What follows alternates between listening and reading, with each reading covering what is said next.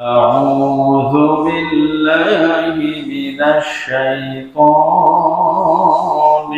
الرجيم.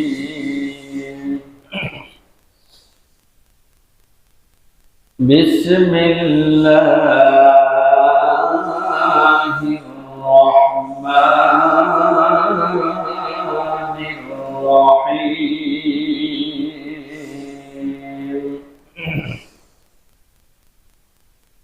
يا أيها النبي لم تحرم ما أحل الله لك تبتغي مرضات أزواجك والله غفور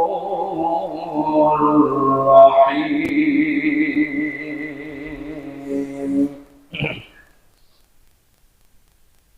وقال النبي صلى الله عليه وسلم: من تمسك بسنتي عند فساد أمتي فله أجر 100 شهيد. قال لا إله إلا الله لا إله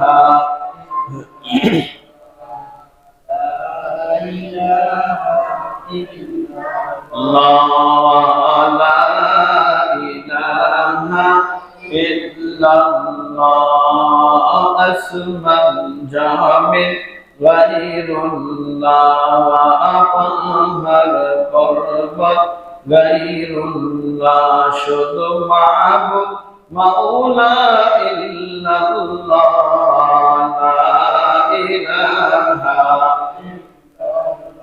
أو لا إله إلا الله لا إله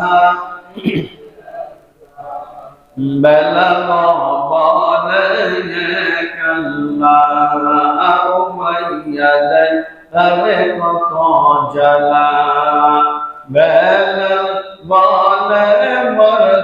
مرتلاجي سرموناك لمن بلا لا إله لا إله إلا الله لا إله لا إله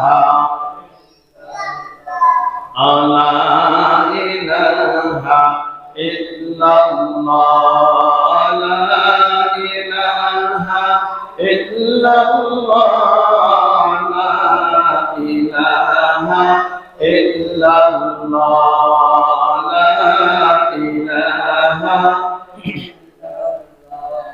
لا إله إلا الله محمد رسول الله صلى الله عليه وسلم. الحمد لله মহান রব্বুল আলামিনের দরবারে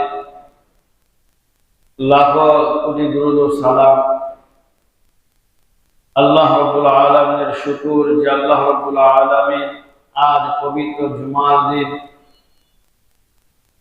আল্লাহ রাব্বুল আলামিনের মহান হুকুম জুমার নামাজ আদায় করার জন্য আল্লাহ পাকের ঘর মসজিদে আসার বসার কিছু কথা বলা এবং শোনার মতো তৌফিক দান করেছেন। সেই মহান স্রষ্টার দরবারে শুকরিয়া তার সকলে বলি আলহামদুলিল্লাহ।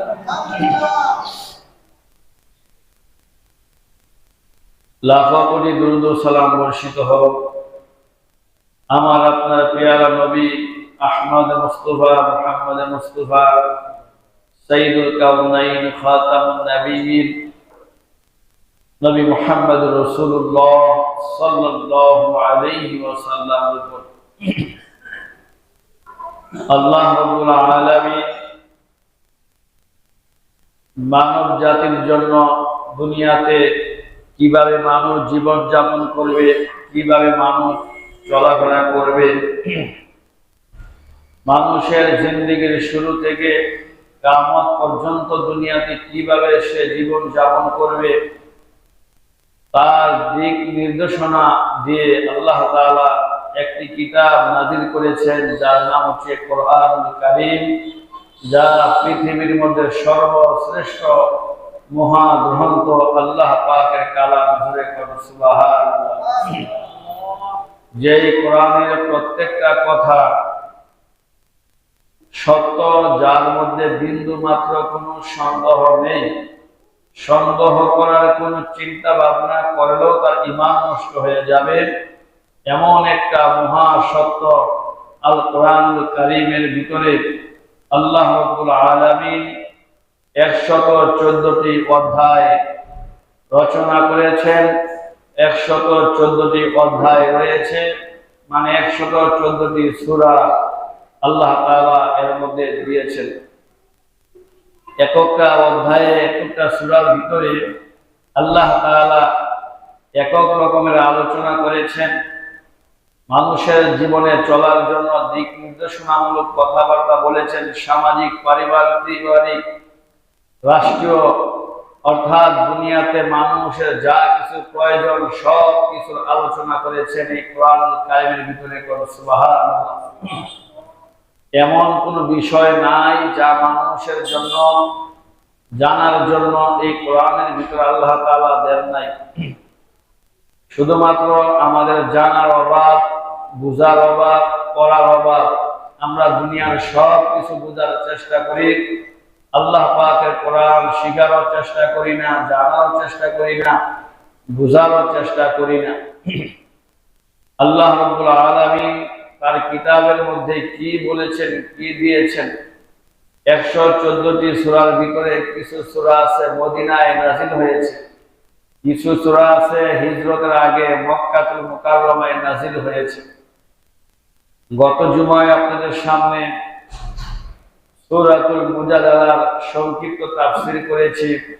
কোরআনুল কারীমের তাফসীর বুঝতে গেলে ফার্স্ট টু লাস্ট, শুরু থেকে শেষ পর্যন্ত মনোযোগ সহকারে যে শুনবে সে কিছুটা বুঝতে পারবে, কারণ আল্লাহ পাকের কালাম শুরু থেকে না শুনলে আপনি কিছুই বুঝবেন না।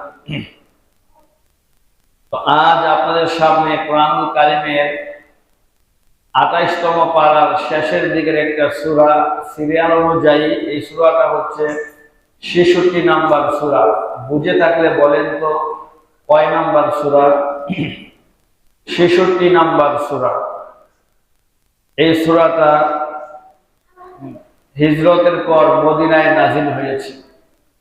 আর মদিনায় যত সূরা নাযিল হয়েছে আল্লাহ তাআলা বেশিরভাগ সূরার মধ্যেই হুকুম, আহকাম, বিভিন্ন বিধিবিধান এই সম্বন্ধে আলোচনা করেছেন। মক্কাতুল মুকাররমায় যে সূরাগুলো নাযিল হয়েছে ওই সূরাগুলোর মধ্যে আকীদাগত ভাবে বিভিন্নভাবে আলোচনা আল্লাহ তাআলা করেছেন। এই সূরাটার নাম হচ্ছে সূরাতুত তাহরীম। এই সূরার ভিতরে আপনার 12টি আয়াত রয়েছে, 2টি রুকু রয়েছে। এই সূরার শুরুতে আল্লাহ তাআলা নবীর পরিবারের ব্যাপারে কিছু আলোচনা করেছেন। এই সূরার মাঝে আল্লাহ তাআলা মানুষকে জাহান্নাম থেকে বাঁচার দিক নির্দেশনা দিয়েছেন।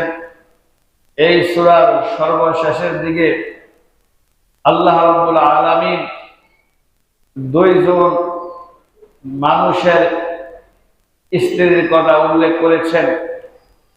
একজন মহিলার স্বামী ছিল সবচাইতে বড় বেঈমান, কিন্তু তার স্ত্রী সবচাইতে বেশি ঈমানদার। সুবহানাল্লাহ বলেন। আরেকজন মানুষ হচ্ছেন হযরত নূহ আলাইহিস সালাম, যিনি বড় ঈমানদার, কিন্তু তার স্ত্রী ছিল বেঈমান। একজন ঈমানদারের বিবি বেঈমান, আরেকজন বেঈমানের স্ত্রী ছিল বড় ঈমানদার। বেঈমানের নাম হচ্ছে ফিরাউন, আর স্ত্রীর নাম হচ্ছে হযরতে আসিয়া। সুবহানাল্লাহ। তার মানে বুঝতেই পেরেছেন এই সূরাটার ভিতরে আল্লাহ তাআলা কি সুন্দর আলোচনা করেছেন। যদি মনোযোগ সহকারে খেয়াল করে শুনতে পারেন, বুঝতে পারেন, আল্লাহ পাকের কালামে আল্লাহ তাআলা কত সুন্দর আলোচনা করেছেন। আল্লাহ তাআলা আমাদেরকে আলোচনার মাধ্যমে শিক্ষা গ্রহণ করার তৌফিক দান করুন, বলেন আমিন। তাফসীর করতে গেলে আপনার বিভিন্ন দিক চলে আসে, বুঝাইতে হয়। এই জন্য শুরু থেকে না শুনলে বোঝা যায় না। এই সূরার শুরুতে আল্লাহ রাব্বুল আলামিন বলেন, ইয়া আইয়ুহান নাবিয়্যু লিমা তুহাররিমু মা আহাল্লাল্লাহু লাক। আল্লাহ পাক বলেন, হে নবী, আল্লাহ তোমার জন্য যাহা হালাল করিয়াছেন তুমি তাহা নিজের জন্য কেন হারাম করেছ? আল্লাহ বলতেছেন, নবীজি, আমি যেই জিনিসটা আপনার জন্য হালাল করেছি, বৈধ করেছি, আপনি কেন ওই জিনিসটাকে আপনার নিজের জন্য আপনি হারাম করেছেন? আল্লাহ পাক বলেন, তাবতাগি মারদাতা আজওয়াজিক। আপনি এই জিনিসটা এই জন্য করেছেন স্ত্রীদেরকে খুশি করার জন্য। আল্লাহু গফুরুর রহিম। আল্লাহ পাক মেহেরবান, ক্ষমাশীল, দয়ালু। সুবহানাল্লাহ। এটুকার মধ্যে আপনারা কিছুই বুঝেন নাই, বুঝছেন? আল্লাহ পাক বলছেন, নবী, আমি যা আপনার জন্য হালাল করেছি কেন আপনি এটা নিজের জন্য হারাম করেছেন? এই পৃথিবীর মধ্যে দুনিয়ার মানুষ তো দূরের কথা, আল্লাহ পাক কোন জিনিস হালাল বা হারাম করার জন্য আল্লাহর পেয়ারা নবী মুহাম্মদুর রাসূলুল্লাহকে অনুমতি দেয় নাই। জোরে কোন সুবহানাল্লাহ। এই জন্যই তো আল্লাহ পাক বলেন, ওয়া মা ইয়ানতিকু আনিল হাওয়া ইন হুয়া ইল্লা ওয়াহয়ুন ইউহা। এই কোরআনটা এমন সত্য একটা কোরআনুল কারীম যার মধ্যে কোনো সন্দেহ নাই। আমার বন্ধু তার নিজের থেকে কোনো কিছু ঢুকাইবার কোনো সাহস নাই। আমি আল্লাহ রাব্বুল আলামিন যা আদেশ করেছি, যা বলেছি, আমার বন্ধু দ্বীনের মধ্যে, শরীয়তের মধ্যে তাই ঢুকাইছেন। সুবহানাল্লাহ। এই জায়গার কথা বুঝতে গেলে এই সূরাটা, এই আয়াতটা কেন নাজিল হলো, কোন সময় নাজিল হইল, এই প্রেক্ষাপট যদি আপনাদের সামনে বলি তাহলে আপনারা পরবর্তীতে আস্তে আস্তে বুঝতে পারবেন আল্লাহ কেন বলছেন যে, হে নবী, আপনার জন্য যা বৈধ করেছি, যা হালাল করেছি, কেন আপনি নিজের জন্য এই জিনিসটাকে হারাম করেছেন? আপনি স্ত্রীদেরকে খুশি করার জন্য এই কাজটা করছেন। এই যে নবী হারাম করছেন, আবার আল্লাহ তাআলা এই নবীর মাধ্যমে হারামটাকে কিভাবে হালাল করবে, কিভাবে হালাল করবে এই বিধান আল্লাহ তাআলা দিয়েছেন। এই সূরাটা যখন নাজিল হলো, পিছনের ইতিহাস টানতে হয়। হাদিস শরীফের মধ্যে এসেছেন, আল্লাহ নবী সাল্লাল্লাহু আলাইহি সাল্লামের বিবি 11 জন। কয়জন?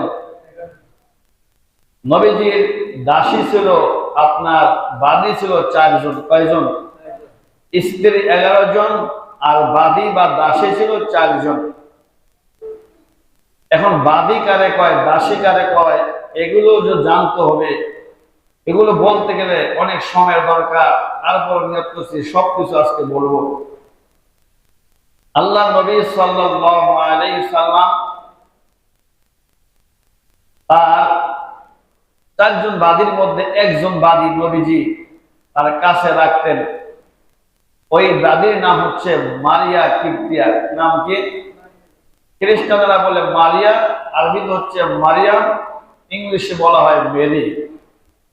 নাম হচ্ছে একটাই, মারিয়া কিপ্তিয়া। এ দাসী আল্লাহ নবী সাল্লাল্লাহু আলাইহি সাল্লামকে মিশরের রাজা নবীকে উপহার দিয়েছিলেন। সুবহানাল্লাহ। আল্লাহ নবীও, আপনি দুন্দুল নামের একটা ঘোড়া বা খচ্চর হাদিসের মধ্যে এসেছেন, ওই মিশরের রাজাকে আল্লাহ নবী ওই দুন্দুল নামের ঘোড়া বা খচ্চর উপহার দিয়েছেন। আর ওই মিশরের রাজা নবীজিকে মারিয়া কিপ্তিয়া নামের একটা দাসী এবং একটা জুব্বা দিয়েছেন উপহার, রেশমি কাপড়ের পশমের জুব্বা, যা মাঝে মধ্যে নেইতে দেখা যায় যে এইটা রসুলের জামা পোশাক। এই জামাটা নবীজির জীবনে একবার গায়ে দিয়েছেন, কিছুক্ষণের মধ্যে খুলে ফেলছেন। কারণ রসুল রেশমি কাপড় পরতেন না, পশমের কাপড় পরতেন না, পাতলা কাপড় পরতেন না, হয়তো ওনায় দিছে এই জন্য তার সম্মানার্থে একবার পরছেন, আবার সাথে সাথে খুলে ফেলছেন। এই দাসী কিভাবে হয়? আগেরকার জামানায় যুদ্ধ হতো, এখন আর দাস দাসীর নিয়ম নাই। আগেরকার জামানায় যখন ধর্ম নিয়ে যুদ্ধ হতো, মুসলমান আর কাফেরদের মধ্যে যখন লড়াই হতো, জিহাদ হতো, ওই যুদ্ধের ময়দানে কাফের মুশরিকের যে সমস্ত মহিলা পুরুষ তারা আটকা পড়তো মুসলমানদের কাছে, ওগুলো তারা বন্টন কইরা যে কয়েকজন সদস্য জিহাদে অংশগ্রহণ করেছেন, কাফেরদের যত মালামাল তারা জমা করছেন এবং কিছু মহিলা কিছু পুরুষ যা পাইছেন এগুলো বিভিন্ন জনকে বিভিন্নভাবে ভাগ করে দিতেন। আগেরকার জামানা এখন যেমন আর্মিদের এরকম বেতনভুক্ত, যুদ্ধ করতে গেলে সরকার থেকে সব খরচ, আগেরকার ওই সিস্টেম ছিল না। যার শক্তি আছে সে জিহাদে অংশগ্রহণ করেছে, জিহাদে যদি জিততে পারে ওই দলের যা কিছু তারা ঘোড়া অস্ত্রপাতি পোশাক আদি নারী পুরুষ যা পাইছে এগুলো সব কিছু তারা ভাগাভাগি করে নিতেন, এইটাই তাদের লাভ ছিল। তো যেই সমস্ত মহিলা আটকা পড়তো ওই মহিলাদেরকে যারা নিতেন, ভাগে পাইতেন, তারা দাসী হিসাবে তাদেরকে রাখতেন। আর এই দাসীর তিনটা হুকুম ছিল। ইচ্ছে করলে সেনাপতি যিনি থাকেন যুদ্ধের, সে ইচ্ছে করলে তাকে হত্যার আদেশ দিতে পারে। যেমন নবীজি বদরের যুদ্ধে অনেক কাম আটকা পড়ছেন, দুইজনকে নবী সরাসরি হত্যা করার আদেশ করলেন, হত্যা করে ফেলছেন। একজন হচ্ছে নজর বিন হারেসা, যে লোকটা বিভিন্ন দেশে যায়া বিভিন্ন রাজা বাদশার গল্পের বয়ান্ত আর মক্কার মানুষকে বলতো মুহাম্মদের এই পুরাণ কথা না শুই না তোমরা আমার এই ইতিহাস শোনো, বিভিন্ন রাজা বাদশার ঘটনা আনছে, এইভাবে ইসলামের বিরোধিতা করতো। আরেকটা কাফের, বড় কঠিন কাফের, নামটা আমার খেয়াল নাই, এই কাফের নবীকে নামাজের মধ্যে ওঠে নারী বুড়ি চাপাই দিত, গামছা ফাঁস দিয়ে নবীকে মারার চেষ্টা করতো। নাউজুবিল্লাহ। আল্লাহ রসুল এই দুইজনকে মারার, হত্যা করার আদেশ করলেন। মদিনায় যাওয়ার পরে এক যুদ্ধে অনেক কাফের আটকা পড়ার পরে নবী তাদেরকে হত্যার আদেশ করেছেন। চারটা আইনের মধ্যে একটা আইন ছিল সেনা প্রধান যদি বলতো তাদেরকে হত্যা করে ফেলো, তাহলে হত্যা করা জায়েজ ছিল। আরেকটা নিয়ম ছিল যদি যেই শত্রুদেরকে আটকাইছেন তাদের কোন আত্মীয় স্বজন যদি মুক্তিপণ দিয়া তাদেরকে নিয়ে যাইতো, নিয়ে যাওয়ারও ব্যবস্থা ছিল। আবার যদি যার ভাগ্যে দাসী মহিলা পড়ছে বা পুরুষ গোলাম হিসাবে পাইছে, সে বাজারে বিক্রি করলেও বিক্রি করতে পারত। আরেকটা নিয়ম ছিল যদি কোনো মানুষ যে দাসী পাইছে তাকে তার বাড়িতে দাসী হিসাবে রেখে দিতে পারত এবং ওই দাসীর সঙ্গে আপনার শারীরিক সম্পর্ক করতে, স্ত্রীর সাথে যেমন রাত্রি যাপন করা যায়, ওই বাদীর সাথে দাসীর সাথে রাত্রি যাপন করা এটা বৈধ জায়েজ ছিল। এটা ওই আগেরকার জামানায় কোরআনের আইন কানুন আসার আগে এই নিয়মগুলা ছিল। একদিনও তাই নবীর উপর কোরআন নাজিল হয়েছে, একদিনে কি সব হুকুম আইছে? আস্তে আস্তে। আল্লাহ রসুল সাল্লাল্লাহু আলাইহি ওয়াসাল্লাম দাসীর সাথে বাদীর সাথে রাত্রি যাপন করা এইটা বৈধ ছিল। যদি নাকি যেই দাসীর সাথে রাত্রি যাপন করার কারণে, শারীরিক সম্পর্ক করার কারণে যদি তাদের গর্ভে থেকে কোনো সন্তান আসতো, এইটাকে বলা হইতো উম্মে ওয়ালাদ। কি বলা হয়? উম্মে ওয়ালাদ। এই উম্মে ওয়ালাদ যে সন্তানগুলো দাসীর সাথে শারীরিক সম্পর্ক করার কারণে সন্তান আসলো, এই সন্তান মালিকের, অর্থাৎ যে মালিকে দাসী এনেছেন তার মৃত্যুর পরে উম্মে ওয়ালাদ এই দাসীর সন্তান উত্তরসূরি হিসাবে সম্পদ পাইতো না। সম্পদ পাইতো ওই যে যিনি বিবাহ করা স্ত্রী, তার গর্ভের যে সন্তান, ওরা ওই বাবার ওয়ারির সম্পদ পাইতো। উম্মে ওয়ালাদ কারে কইরাও বুঝলেন। দাসী কিভাবে আসে এইটাও বুঝলেন। তো মিশরের বাদশাহ যখন আল্লাহ নবীকে একটা বাদী দিলেন, ওই বাদীটার নাম হচ্ছে মারিয়া কিপ্তিয়া। কথাটা মনে থাকবে ইনশাআল্লাহ, মারিয়া কিপ্তিয়া। তো আল্লাহ রসুল সাল্লাল্লাহু আলাইহি সাল্লাম তাকে রাখলেন। আরেকটু জানেন, আল্লাহ রসুলের 4 জন মেয়ে, 3 জন ছেলে। 3 জন ছেলের মধ্যে প্রথম জনের নাম হচ্ছে আবুল কাসেম, দ্বিতীয় জনের নাম হচ্ছে আপনার এই আব্দুল্লাহ বলে, আবার কেউ বলে তৈয়ব, মানে কয়েকটা নাম মিলে একটা। 3 নাম্বার হচ্ছে ইব্রাহিম, যাইটা নবীজির একদম শেষ বয়সে এ মারিয়া কিপ্তিয়া দাসীর ঘর থেকে জন্মগ্রহণ করেছিলেন। ইব্রাহিম সে 12-13 মাস হওয়ার পরে তিনি ইন্তেকাল করছেন। তো এই মারিয়া কিপ্তিয়ার পরিচয়টা মোটামুটি এখন বুঝতে পারছেন না আপনারা। এ মারিয়া কিপ্তিয়া নবীজির দাসী ছিল। কি ছিল? বাদী ছিল। আর বাদীর সাথে শারীরিক সম্পর্ক ওই সময় জায়েজ ছিল। এই জন্য জায়েজ ছিল কারণ কাফেরদের কাছ থেকে যে নারীরা আটকা পড়ছে, ওই সময়ের শরীয়তে যে নারীরা যুদ্ধে আটকা পড়বে তা অটোমেটিক আগের স্বামীর কাছ থেকে তালাক হয়ে গেছে। এখন যে একটা বাদী দইরা আমার বাড়িতে আনলাম, এখন যদি তার সাথে দেখা সাক্ষাৎ করা জায়েজ না থাকে, তাহলে কিভাবে তাকে খাওয়ান দেবে, কিভাবে তার দেখাশোনা করবে, ভরণ পোষণ করবে? এই জন্য ওই সময় এই সিস্টেমটা ছিল, জায়েজ ছিল। সেই হিসাবে আল্লাহ নবী সাল্লাল্লাহু আলাইহি ওয়াসাল্লামের একজন দাসীর নাম হচ্ছে মারিয়া কিপ্তিয়া। এই মারিয়া কিপ্তিয়া আল্লাহ রসুল সাল্লাল্লাহু আলাইহি ওয়াসাল্লামের 11 জন বিবি, 11টা রুম আলাদা আলাদা ছিল। আল্লাহ রসুল একটা রাত্রে একজন স্ত্রীর ঘরে রাত্রি যাপন করতেন। এইটা হচ্ছে নবীজির নিয়ম। সিরিয়াল অনুযায়ী যেই দিন যার ঘরে আল্লাহ রসুল থাকবেন এরকম নির্দিষ্ট করা ছিল। দিনের বেলা নবী যেখানেই থাকতেন, রাত্রের বেলা ওই সিরিয়াল অনুযায়ী যে বিবির ঘরে থাকার কথা, ওই ঘরে নবীজি রাত্রি যাপন করছেন। তো ঠিক এইভাবে সিরিয়াল অনুযায়ী আল্লাহ নবীর এক বিবির নাম হচ্ছে হাফসা। হাফসা হচ্ছে হযরতে ওমর রাদিয়াল্লাহু তাআলা আনহুর মেয়ে। কত বড় সাহাবী! হযরতে ওমর রাদিয়াল্লাহু তাআলা আনহুর মেয়ের নাম হচ্ছে হাফসা।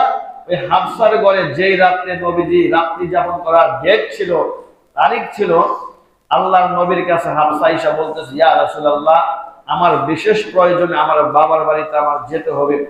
তো হাফসা যখন বাবার বাড়িতে গেলেন, ওই রাত্রে আল্লাহ রসুল সাল্লাল্লাহু আলাইহি ওয়াসাল্লাম তার যে দাসী ছিল মারিয়া কিপ্তিয়া, ওই দাসীকে নিয়ে আল্লাহ রসুল হাফসার ঘরে রাত্রি যাপন করলেন। সুবহানাল্লাহ। আল্লাহ রসুল রাত্রি যাপন করলেন। এই সংবাদটা, এই কথাটা ওমরের মেয়ে নবীর স্ত্রী হযরত হাফসা রাদিয়াল্লাহু তাআলা আনহা শুনতে পারলেন। শোনার পরে তিনি মনক্ষুণ্ণ হইলেন যে এই দাসীকে নিয়ে আমার ঘরে রাত্রি যাপন করলেন। তিনি একটু রাগ হলেন। বুঝলেন, আপনার কাজের মেয়ে যদি আপনার স্ত্রী কোথাও যাওয়ার পরে ওই ঘরে গিয়ে যে আপনি সময় কাটান, যদিও জায়েজ, তারপর মহিলাদের একটু কি অহংকার বা হিংসা আসে। তবে এই ঘটনা অনেক সময় আপনাদের মনে হবে যে নবীর বিবিদের এরকম অভ্যাস কেন, কিন্তু না। নবীর বিবিরা জান্নাতের সমস্ত মুসলমান উম্মতের মা। আল্লাহ পাক কোরআনে বলছেন, নবীর স্ত্রীগণ হচ্ছেন তোমাদের মা। আল্লাহ তাআলা এই নবীর বিবিদের মাধ্যমে ঘটনাগুলো ঘটায়া শরীয়তের বিধান কায়েম করছেন।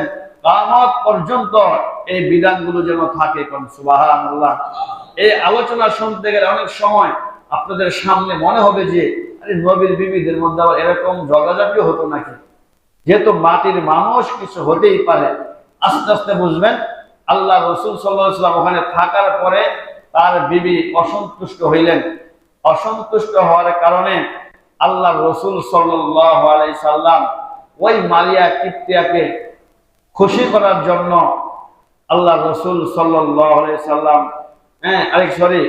হাফসা রাদিয়াল্লাহু তাআলা আনহাকে খুশি করার জন্য বলছেন, ঠিক আছে হাফসা, আল্লাহর কসম, এই মারিয়া কিপ্তিয়ার সাথে আমি আর রাত্রি যাপন করব না, তাকে সময় দিব না, আমার জন্য তাকে হারাম করলাম। নাউজুবিল্লাহ। এই কথাটা আল্লাহ পাক বলছে, ইয়া আইয়ুহান নাবিয়্যু লিমা তুহাররিমু মা আহাল্লাল্লাহু লাক। হে নবী, যে জিনিসটা আমি আল্লাহ আপনার জন্য হালাল করেছি, আপনি কেন ওই জিনিসটা আপনি হারাম করেছেন? কেন করেছেন? তাবতাগি মারদাতা আজওয়াজিক, আপনি আপনার স্ত্রীকে খুশি করার জন্য এই কাজটা আপনি করছেন। আল্লাহ পাক কেউ দেখে নাই, চুপে চুপে বলছে যে হাফসা, এই যে আমি বললাম তোমার কাছে যে আমার এই দাসীকে আমি আমার জন্য হারাম ঘোষণা করলাম, মানে আর তার সাথে আমি সময় দিব না, এই যে কথাটা বললাম, এই কথাটা তুমি আর কারো কাছে বইলো না। আল্লাহ তাআলা শুনলেন। আল্লাহ তাআলা নবীকে বললেন, নবীজি, যেই জিনিস আমি আল্লাহ হালাল করেছি তা কেন আপনি হারাম করছেন? তাতে কি বোঝা যায়? দুনিয়ার মানুষ তো আইন কানুন বানাইব তো দূরের কথা, আল্লাহ নবীও যেটা আল্লাহ হালাল করছেন এইটা হারাম করার অধিকার নবীরও নাই, কার নাই? ইসলাম আর শরীয়ত কত কঠিন জিনিস দেখছেন। এই হলো একটা বিষয়। দুইটা ঘটনা হাদিস আছে, একটা মনে রাখেন। আল্লাহ কেন বলছেন যে আপনি হালাল জিনিসকে হারাম করছেন? আপনি স্ত্রীকে খুশি করার জন্য।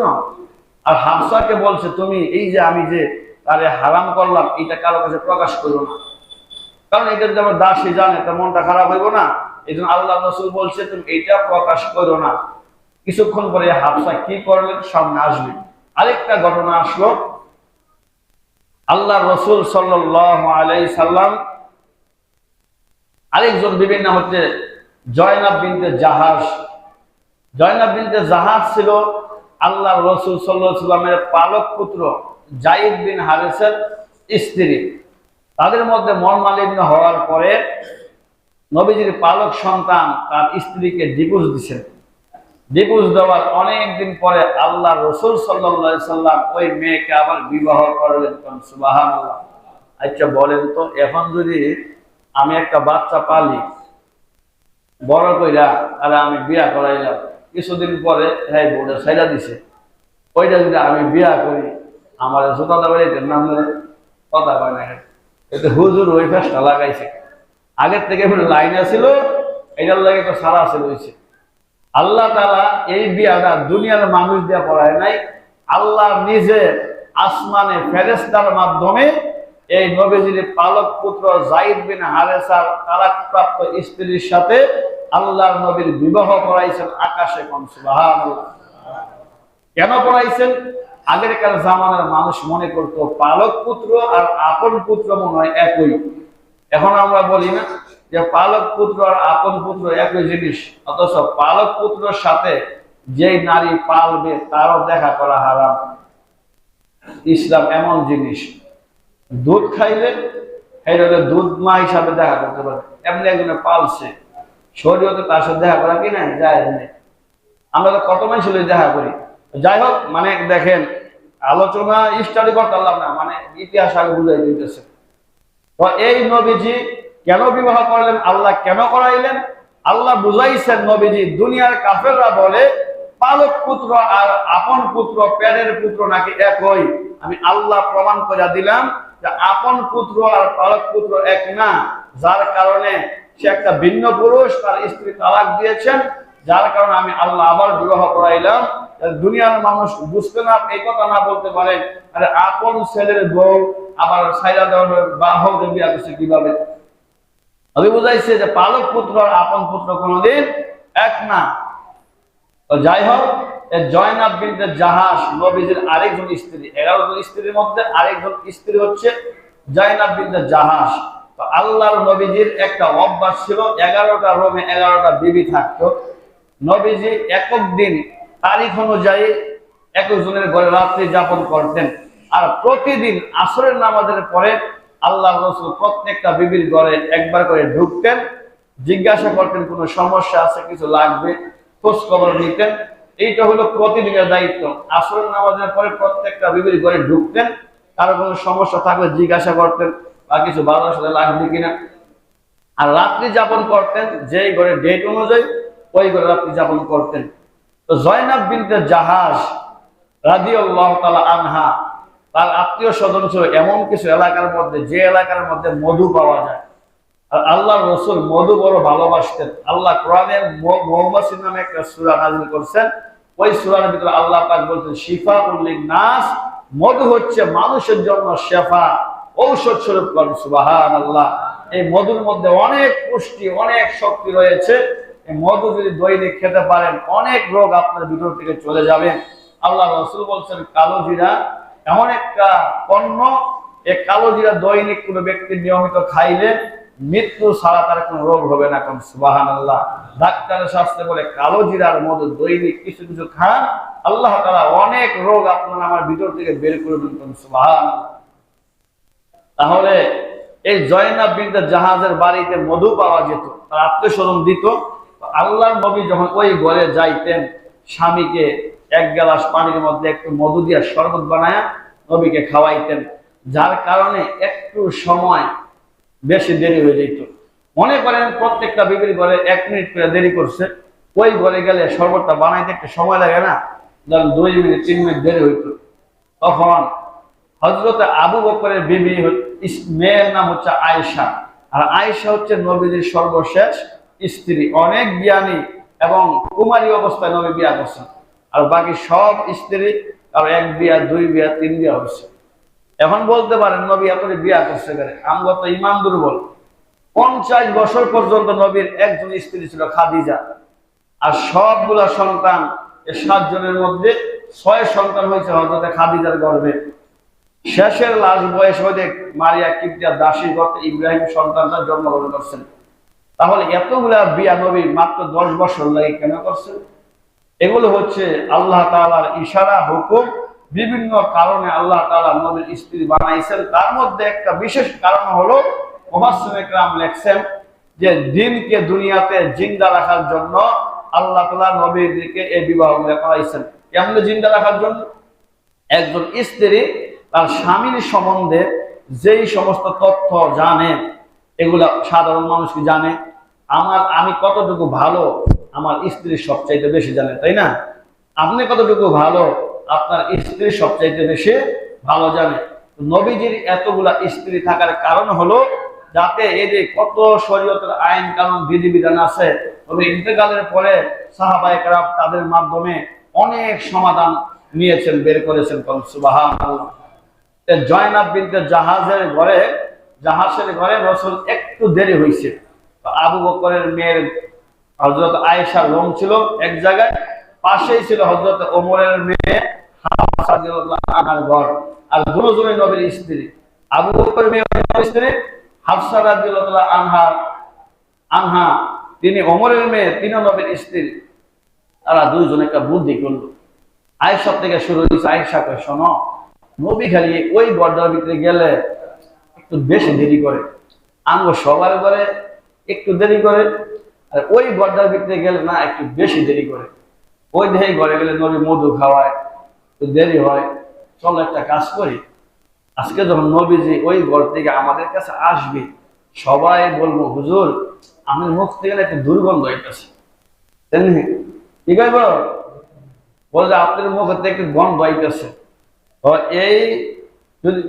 এই দুর্গন্ধটা কেন? আরবিতে একটা মানে আঠার নাম বলছে, আঠাটা আমার খেয়াল নাই। একটা গাছের ফুল যাতে আঠা বের হয়, আর এই আঠাটা একটু দুর্গন্ধ। তো সব স্ত্রীদেরকে বলছে তোমার ঘরে গেলে তুমি একই কথা কইবা। সবাই যখন এক কথা কইব, নবী অবশ্যই বিশ্বাস করবো। বিশ্বাস কইরা আর সেই ঘরে গেলে নবী মধু আর খাইতো না, তাইলে বেশি দেরি করতো না। এ বুদ্ধি দিছে হযরতে আবু বকরের মেয়ে, নবীর কুমারী স্ত্রী, যিনি মদিনার মধ্যে সবচেয়ে সুন্দরী ছিলেন, হযরত আয়েশা রাদিয়াল্লাহু তাআলা আনহা। সিদ্ধান্ত নেই একই সবার মুখে। নবী বের হয়ে যে বিবির ঘরে যায়, আপনার মুখে থেকে গন্ধ গন্ধ আসে, কি খাইছেন? বলছে না আমি তো মধু খাইছি। কয় না, মনে হয় মৌমাছি কোন একটা গন্ধ যত একটা ফুলের মধ্যে বইছে, এখান থেকে গিয়া মধু আইনা মৌমাছি চাকে বইছে, এই জন্য গন্ধ। আয়েশার ঘরে আইছে একই কথা, হাফসার ঘরে একই কথা। নবীজি জিদ্দে কয় আল্লাহর কসম, আর ওই ঘরটা আমি মধুই খাবো না। মধু খাওয়া হালাল না হারাম? এই কথাটা কেন বলছে? হারাম করছে বিবিটা যাতে খুশি থাকে। এই কথাটা বলার পরে নবী বলছে ঠিক আছে। হাফসা আর আয়েশারে বলছে ঠিক আছে আয়েশা, এই কথাটা আর কেউ কইও না।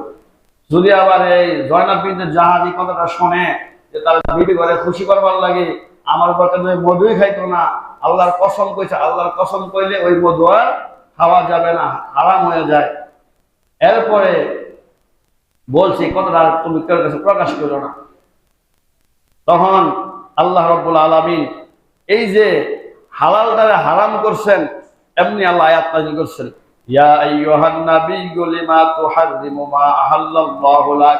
হে নবী, আমি আল্লাহ যা আপনার জন্য হালাল করেছি, আপনি ওই জিনিসটা নিজের জন্য কেন হারাম করেছেন? তাবতাগি মারদাত আজওয়াজিক, আপনি স্ত্রীদেরকে খুশি করার জন্য এই কাজটা করেছেন। আল্লাহ বলতেছে বিবিদেরকে খুশি করার জন্য এই কাজটা আপনি করলেন। আচ্ছা বলেন তো, আমরাও তো বর্তমানে অনেক কাজ এমন আছে বিবিদেরকে খুশি করার জন্য আমরা করি। আসলে ইসলামের বাহিরে বিবি কি বিবির বাপ মাও যদি খুশি হয়, এরকম কোনো কাজ করা যাবে না যা আল্লাহ বেজার হয়। কি হয়? অনেক সময় দাঁড়িয়ে রাখো না করে, আরে আমার বউ দাঁড়িয়ে রাখতে চাইছিলাম, আমার বিবি কয় তোমার হল হয়তো দাঁড়িয়ে রাখে নাই, তুমি আবার অনেকের দাঁড়িয়ে রাখবা। বলি না, বিবিরে খুশি করার জন্য আমরা অনেকে দাঁড়িয়ে চাইছে বলে। আরে বিবি যদি বেজার হয়, রসুল যদি খুশি হয়, এইটাই তো দরকার নাকি? আল্লাহ পাক রব্বুল আলামিন আয়াত নাযিল করলেন, কেন আপনি হালাল জিনিসটাকে আপনি হারাম করছেন বিবিদেরকে খুশি করার জন্য? তাহলে এক জায়গায় বলছে মারিয়া কিপ্তিয়া, ওকে বলছে আমি মারিয়া কিপ্তিয়াকে হারাম করলাম, আমি ওই ঘরে আর যাব না, রাত্রি যাপন করব না। হাফসা এই কথাটা কারো কাছে বইল না, কিন্তু তারা বইলা ফেলাইছে। বইলা ফেলানোর কারণে আল্লাহ তাআলা এই সূরার মধ্যে স্ত্রীদেরকে শাসন করছেন। নবীকে শাসন করার জন্য আল্লাহ তাআলা এই যে নবী হালালকে হারাম করছেন, এই হারামটা আবার কিভাবে হালাল করবেন এই জন্য কাফারা নির্ধারণ করছেন, জরিমানা নির্ধারণ করছেন। কাফারা কিভাবে আসে, কয়দিন রোজা রাখতে হয়, কয়জন মানুষকে পোশাক দিতে হয়। গত জুমায় বলছিলাম জিহার, বউ রেখে ওই মার মতো মনে করে তাই যেমন তালাক হয়ে যায়। আর ওই জিহারের কাফারা হইল 60টা রোজা রাখতে হবে, একাধারে 60 জন মিসকিনকে খাওয়াইতে হইব, আর নাইলে একটা গোলাম আজাদ করতে হইব। আর এই কসমের কাফারা, কসম আবার 3 প্রকার। কোন কসম কাটলে কাফারা দিতে হয়, কোনটা কাটলে মারাত্মক গুনাহ হয়, কোন কসম কাটলে গুনাহ হয় না, কাফারা দিতে হয় না, এই সম্বন্ধে আবার পরের জন্য আলোচনা করব, না শেষ করা যাবে না। এখন আমি সংক্ষেপে বলি, সময় নাই। আল্লাহ পাক বলে কদ ফারাদাল্লাহু লাহুম তাহিল্লাতা ঈমানিকুম, আল্লাহ তোমাদেরকে বলতেছে, আল্লাহ এই যে কসম কাটলেন নবী, এই জন্য একটা ব্যবস্থা আপনার জন্য আল্লাহ করছেন। কদ ফারাদাল্লাহু লাহুম তাহিল্লাতা ঈমানিকুম আল্লাহু মাওলাকুম, যেহেতু আল্লাহ আপনার অভিভাবক, আল্লাহ আপনার সহায়ক। ওয়াহুল আলিমুল হাকিম, যে আল্লাহ তাআলা প্রজ্ঞাময় জ্ঞানী। ওয়া ইল আসারুন নাবিয়্যু ইলা বা'দি আজওয়াজি হাদিসা, ওই যে নবীজি তার স্ত্রীকে বলছিল এই কথাটা কেউ কাছে কইও না, মারিয়া কিপ্তিয়াকে হারাম করছে বা মধু যে আমি হারাম করছি, এটা কারো কাছে প্রকাশ করো না। আল্লাহ পাক বলে স্মরণ করো যখন নবীর কোন এক স্ত্রীকে কিছু কথা বলেছিল, আর এই কথাটা সে গোপন রাখছে না, ফাঁস করে দিছে। ফালাম্মা নাব্বাআত বিহি ওয়া আযহারাহু আল্লাহু আলাইহি, আল্লাহ পাক বলে আমিও আমার নবীকে ওই কথাটা ফাঁস করে দিলাম, জানাই দিলাম। ওগো নবীজি, আপনি আপনার বিবিরে গোপন রাখতে বলছেন, কিন্তু গোপন কথা তার গোপন রইল না, তারা ফাঁস করে দিছে।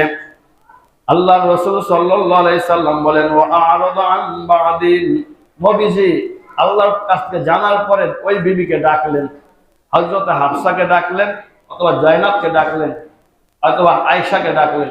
ডাকার পরে বলছেন কি ব্যাপার, এই কথাটা গোপন রাখতে বলছিলাম, তোমরা কেন কথাটা ফাঁস করে দিছো? আবার বিবি ডাক দিয়ে বলেন ক্বালাত মান আম্বাকা হাযা, আমি যে কথাটা গোপন কথা ফাঁস করলাম এটা আপনি জানলেন কেমনে? নবীরে বিবি জিজ্ঞাসা করতেছে। আল্লাহ তাআলা নবী আপনি জানাই দেন তারা কিভাবে জানছে। নবীকে ক্বালা নাব্বাআনি আল আলিমুল খাবীর, আমাকে এমন একজন সত্তা জানিয়েছেন যিনি মহাজ্ঞানী, মহাপ্রজ্ঞাময়, যিনি ছোট্ট ছোট্ট বিষয়ের খবরও জানেন। যখন তিনি কে? আল্লাহ তাআলা জানিয়েছেন। এই যে নবী কিছু কথা বললেন আর কিছু নবী বিবিকে বললেন না লাস্টে, এখান থেকে কি শিক্ষা? যে সব সময় সব কথা বিবির কাছে প্রকাশ করা যায় না। আপনি ভালোবাসার পীড়িতের খাতিরে বইলা ফেলাইছেন, বিবি তো জানি 5 বছর আগে আলিনগর ব্রিজের তলে একবারে বাইরে ফেলাইছি কুমদা। দেখবেন 10 বছর সংসার করার পরে যখন ডিভোর্স হয়ে যাবে বাবা, ওই সময় কয় তুই যে মার ছেলে সাক্ষী হইছে, আমি রাজ সাক্ষী হবো। বিপদে ফেলায় না। এই জন্য সব কথা বিবেক কাছে বলা যায় না, এই জন্য বলবেন না। অনেক শিক্ষা ছিল, সময় নাই। এরপরে আল্লাহ তাআলা কি শাসন করলেন, ইন তাতুবা ইলাল্লাহ, এ নবী যেই দুইজন স্ত্রী গোপন কথাটা ফাঁস করে দিয়েছে তাদেরকে বলেন তওবা করার জন্য আমি আল্লাহ ক্ষমা করে দিব। আর যদি সরবত কুলুবুকুমা, কারণ তাদের অন্তরটা জইরা গেছে, নষ্ট হয়ে গেছে শয়তানের ধোঁকায়, ওয়া ইন তাযাহারা আলাইহি, তারা যদি আপনার ব্যাপারে এরকম ভাবে একের পর এক করতে থাকে, একজন আরেকজনের সাথে পরামর্শ করতে থাকে, বুদ্ধি পাকাইতে থাকে, ফাইন্নাল্লাহু ওয়া মাওলাহু, আল্লাহ আপনার সাথে আছেন, ওয়া জিবরিল, জিবরাইল ফেরেশতাও সাথে আছে, ওয়া সালিহুল মুমিনিন, নেককার বান্দা আবু বকর, ওমর, ওসমান, এরকম মানুষ আপনার সাথে তারা আছে, ওয়াল মালাইকাতু বা'দা যাহির, তারা সবাই আপনার সাহায্য করবে। কোন সুবহানাল্লাহ। কয় আমরা যেমন কই না, বিবে যদি তেরা বেলা হয়, পুতরে বাপ নাই কয় না বাবা সাইরা দেয়, লাগলে তো এর সাইতে ভালো বিয়া করানো, কয় কি কয়টা বলে, বিবি যদি একটু বেজাইলা হয়, বলেন এরকম কথা। আল্লাহ বলতেছে নবীজি, যেই বিবি গোপন কথা গোপন রাখতে পারে নাই, যা প্রকাশ করে দিছে, এমন বুদ্ধি করছে, মুখের দুর্গন্ধ এরকম নাটক বানায়া আপনারে কি করছে, এরকম হালালকে হারাম করার পর্যন্ত এরকম পর্যায়ে নিয়ে গেছে, নবীজি আপনি তাদেরকে কি করেন, এই এরকম ভাবে বলতে আমরা আপনার সাথে আছি, বিদেরকে বলেন তারা যেন মাপ চায়। এরপরে বলছে ইন তাল্লাকুন্না আই ইউবদিলাহু, প্রয়োজনে তাদেরকে ডিলিট করেন, আপনি ইচ্ছা করলে তাদেরকে বাদ দিতে পারেন, পরিত্যাগ করতে পারেন, অর্থাৎ তালাক দিতে পারেন। যদি আপনি তাদেরকে ছেড়ে দেন, যদি আপনি তাদেরকে তালাক দেন, তাহলে কি হবে, আল্লাহ পাক বলেন আজওয়াজান খায়রাম মিনকুন্না, এদের চাইতে আরো ভালো স্ত্রী আমি আপনার জন্য ব্যবস্থা করব। সুবহানাল্লাহ। আল্লাহ পাকের কথা আপনারা কোরআন শরীফ খুলে দেখেন। এরপর তো আল্লাহ এই কথাও বলছেন যে এগুলা ছাইরা দিলে কি স্ত্রী আপনার জন্য ব্যবস্থা করবো। মুসলিমাতিন, এক নম্বর মুসলমান, মুমিনাতিন ইমানদার, কানিতাতিন তারা হবে নামাজে, তাবিঈনা তাওয়াকারী, আবিদিনা ইবাদতকারী, সাইহাতিন রোজা রাখনেওয়ালা, সাইয়্যিবাতি ওয়া আবকার, এদের মধ্যে বিবাহিত হতে পারে, অবিবাহিত হতে পারে। প্রয়োজনে যদি আপনি ডিলেট করেন, বাদ দিয়া দেন, আমি এর চাইতে এরকম গুণ বিশিষ্ট নারী আপনার জন্য ব্যবস্থা করব। কেন বলছে, ওই বিবিরা যদি আবার বুদ্ধি করে সাইরা দেখে আনছে আলাদা আমায় কেন পাইব, স্ত্রী পাইব, তো নবীজি তালাক দেন নাই। অনেক ঘটনা আছে কেন তালাক দেন নাই, চিন্তা করে শেষ বয়সে স্ত্রী করে তালাক দেওয়া শরীয়তে এটা এমন নিম্ন স্তরের কাজ। আর শেষ বয়সে তালাক দিলে, নবীও তো একটা বয়স নাই, আর বিবিরাই কই যাইব। গত জুমায় বলছিলাম না, এক মহিলার স্বামী বুড়া হয়ে গেছে, এখন জিদ্দে ঠেলায় কইছে তোমার ভিড়টা আমার মার মতো, তালাক হয়ে গেছে আগেরকার নিয়ম অনুযায়ী। বিবে একান্ত নবী গো, আমারও তো বয়স নাই, কই বিয়া বলবো, আর আমার জামাইরা তো বুড়া, এ বুড়াই কই যাইব, আর না দুইজন দুই দিকে গেলাম, ফলামান্ডির কি অবস্থা হইব, একটা ব্যবস্থা করেন। আল্লাহ পাক আয়াত নাযিল করছে না, সিদ্ধান্ত পাল্টায় নতুন আইন করছে না। যাই হোক, এখান থেকে আমরা বুঝতে পারলাম। আবার কেউ বাইরে গিয়ে কয়েন না রে নবীর বউ তোমাদের যে ফেসা ছিল আর আঙ্গ বউ তো তাইলে ভালো হই না। এই ঘটনা হয়তো আল্লাহ তাআলা এরকম তাদের দ্বারা করাইছেন শরীয়তের মধ্যে আইন প্রয়োগ করার জন্য। যেমন নবীজি আমরা যে বলি আল্লাহর কসম, আর তোর বাপের বাড়িতে যাইতাম না, বউরে কই না, এই যে আল্লাহর কসম করছেন, এরপরে যদি আপনি বউর বাড়িতে যান, বউর বাড়িতে যান, এই জন্য আপনার কি শাস্তি হবে, বা কিভাবে আপনি এই ওয়াদাটা যে ভাঙছেন, কসম যে ভাঙছেন, এর জন্য আপনার কি করতে হইব, এই নিয়মগুলা আল্লাহ পাক বিধান কায়েম করছেন। আগামী জুমায় সামনের আয়াতের আলোচনা পরের জুমায় করব। আগামী জুমায়